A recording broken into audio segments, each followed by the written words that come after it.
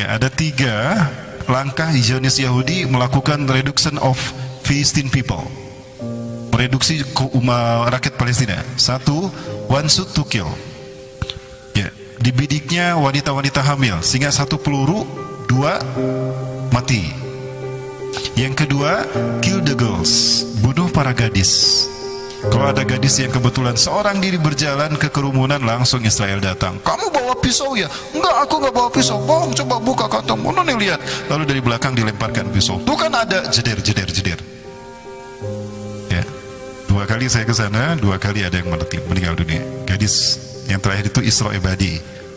Subhanallah, Rasul kasihan tuh. Ya, mending tinggalin sama teman-teman. Belum menikah kan? Baik, kok jadi kadinya itu punten. 10 ketegang ini, ya. Baik. Luas bagian inilah Masjid Marwani.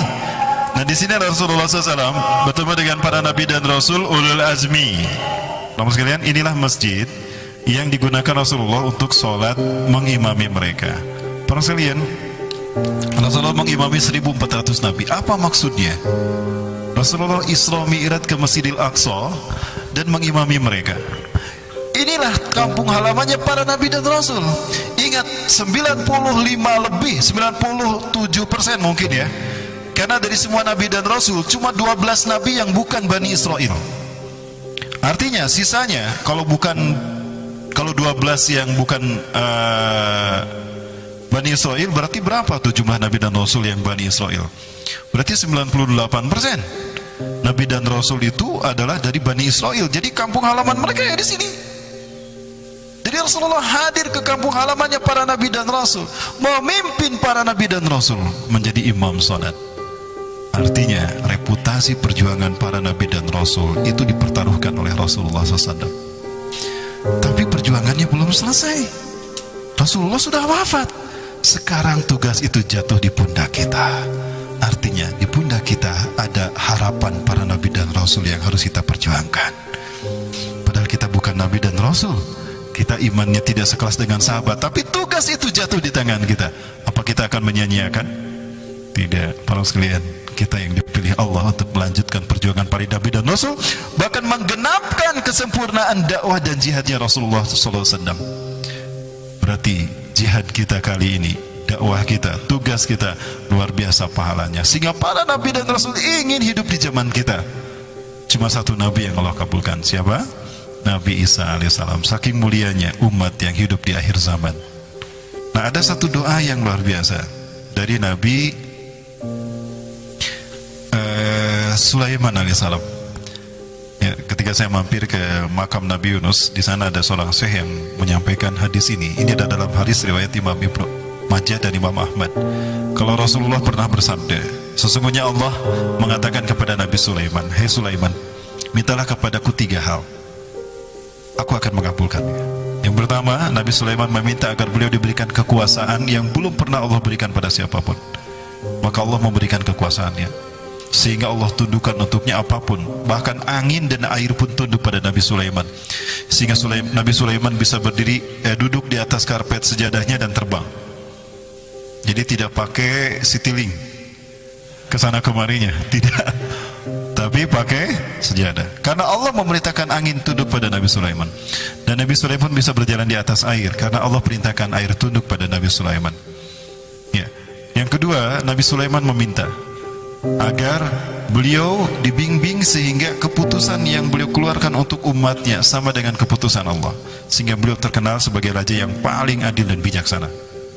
Dan yang ketiga, Nabi Sulaiman berdoa, "Ya Allah, لا تدع على أحد الذي يزور مسجد هذا ولا يصلي فيه ركعتين إلا أن تهط عنه ذنوبه كلها جميعا قبل أن يخرج من هذا المسجid." Ya Allah, jangan kau biarkan seorang pun berkunjung ke masjidku ini walaupun dia hanya 2 rakaat salat di dalamnya, melainkan kau hapuskan dosa-dosanya, bersihkan dia seperti baru dilahirkan oleh ibunya sebelum kaki terakhir diangkat keluar dari masjidku. Inilah keutamaan salat di sana. Maka Rasulullah menegaskan kepada kita, la tushaddu rihal illa ila thalathatil masajid. Jangan kamu berziarah dengan niatan ibadah kecuali pada 3 masjid ini. Jadi umroh itu bukan plus Turki, bukan plus Mesir. bukan plus Hong Kong. Mana jauhnya di Mekah Madinah ke Hong Kong. Atau Andalus, tapi plus Aqsa. Ini Rasulullah memerintahkan, janganlah kalian berziarah dengan niatan ibadah kecuali pada 3 masjid: Masjidil Haram, Masjidil Nabawi, dan Masjidil Aqsa. Kenapa demikian? 3 masjid inilah yang kalau kita fahami sejarahnya, kita akan mengetahui peta peradaban sejarah manusia. Ya, maka ketika kita mendatangi 3 masjid ini, sejarah manusia sudah kita injak lalui semuanya. Kita lalui semuanya. Dimulai dari Masjidil Haram, berakhir di Masjidil Aqsa. Masjidil Haram titik tolak kebangkitan tauhid di zaman Nabi Ibrahim. Masjid Nabawi titik tolak dakwah tauhid di zaman Nabi Muhammad. Sampai Rasulullah berdoa, ya Allah, dulu Kau perintahkan dakwah ilallah, dakwah tauhid ini kepada Ibrahim bapakku, dan Kau berikan Mekah sebagai titik tolaknya. Hari ini tugas ini Kau berikan padaku. Berikan aku Madinah. Berkahi sok Madinah ini, berkahi satu jengkal Madinah ini, setiap jengkal Madinah ini, sebagaimana Kau berkahi Mekah untuk Ibrahim. Dan Allah mengabulkannya. Maka dari Madinah Rasulullah SAW menambahkan Islam, bahkan Islam sampai ke Geger Kalong. Oh, kan dari Rasulullah, dari Madinah. Ya, 1400 tahun berikutnya kita ada dalam kemusyrikan hari ini.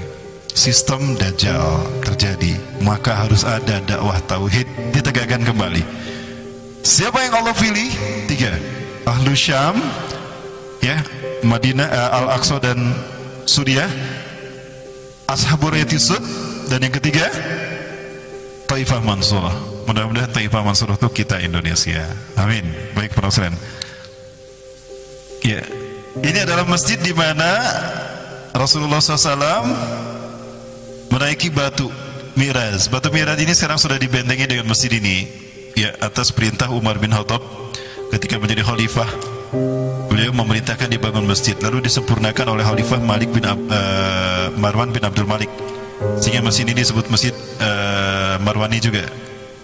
Bukan Masjid Marwani, Masjid Dome of the Rock. Disebut Dome of the Rock karena di dalamnya ada batu yang digunakan Rasulullah naik, itu Mi'raj. Disebut juga Qubatus Sahra karena berkubah kuning, ini emas Allah. Luar biasa, sesulit apapun rakyat Palestina, itu emas gak dicokelin tuh. Nah, kebayang kalau ini berdiri di tengah-tengah kota Bandung, beak meren emas nanya dicarokelan Suzon. Nah, ini batu yang dinaiki Rasulullah, kurang lebih hampir setengah dari ruangan ini ya, 1/3 dari masjid kita inilah besarnya, karena kita bisa sholat di bawahnya, dan batu ini betul-betul terapung ya. Dan seperti ini batunya tuh kan, katingali malolongo jadi carokelan, dibikin batu ali. Rasulullah aja bisa terbang. Kalau batu ini Ali Bapak pakai, Bapak bisa terbang, tapi Bapak harus dalam posisi tidur. Terus pejamkan mata tuh, bayangkan Bapak terbang. Baik, ini yang disebut dengan Dome of the Rock atau Qubatus Sahra. Dan ini Masjid Qibli yang tadi saya sampaikan. Sayang sekali sekarang orang-orang Yahudi, mereka sudah mulai menguasai wilayah ini, karena mereka ingin segera menggantinya dengan sinagogi Yahudi. Bapak Ibu sekalian, ini tugas kita untuk merebutnya kembali. Siap untuk merebutnya kembali dari mereka? Harus, siap nggak siap kita harus merebut ya. Di mana orang-orang Yahudi, mereka sudah memiliki Masjidil Aqsa ini. Mereka lenggang kangkung dengan seenaknya di kiblat kita yang pertama ini. Ingat Rasulullah SAW menghadap masjid ini sholat 16-17 bulan. Ya, ini kiblat kita yang pertama. Dan sekarang ada dalam saat-saat akan hancur berapa Allah. Nah, kalau ini hancur, malu kita, sementara kita masih hidup, kita tidak bisa menjaganya. Nah, kemudian Rasulullah naik melakukan Mi'raj tadi dari batu Dome of the Rock ya, melewati 7 lapis langit. Di langit pertama beliau bertemu dengan Nabi Adam AS, dan terlihat Nabi Adam ini tingginya luar biasa, sampai Rasulullah melihatnya begini. Assalamualaikum Abi. Waalaikumsalam Muhammad. 27 meter, Arba'un Zira. Tingginya 27 meter. Ya. Kemudian Nabi Adam berkata, "Marhaban bin Nabi Saleh wa ibni Saleh." Selamat datang dengan putraku dan nabiku yang soleh. Ni'amal ibni anta. Sebaik-baik putraku adalah engkau Muhammad. Naik lagi. Kiraliko Abi. Waalaikumsalam. Naik lagi ke langit kedua, bertemu dengan Nabi Yahya dan Nabi Isa alaihissalam. Di langit ketiga bertemu dengan Nabi Yusuf alaihissalam. Di langit keempat bertemu dengan Nabi Idris alaihissalam. Di langit kelima bertemu dengan Nabi Harun alaihissalam. Di langit keenam bertemu dengan Nabi Musa alaihissalam. Dan di langit ketujuh bertemu dengan Nabi Ibrahim alaihissalam. Lalu Rasulullah naik ke Sidratul Muntaha. Beliau naik kemudian menghadap Allah seorang diri dengan jarak jauh lebih dekat. Di sana beliau mendapatkan perintah sholat 5 waktu. Jadi cuma sholat saja ya yang diwajibkan tanpa perantara malaikat Jibril. Ibadah yang lain melalui perantara malaikat Jibril, cuma sholat. Dan diwajibkan setelah Isra naik Mi'raj dari Masjidil Aqsa. Artinya apa? Masjidil Aqsa akan dibebaskan kembali oleh kaum muslimin jika kita mampu melaksanakan sholat berjamaah subuh di sana. Karena terjadinya sampai menjelang subuh. Ini isyarat kemenangan akan terjadi seperti itu.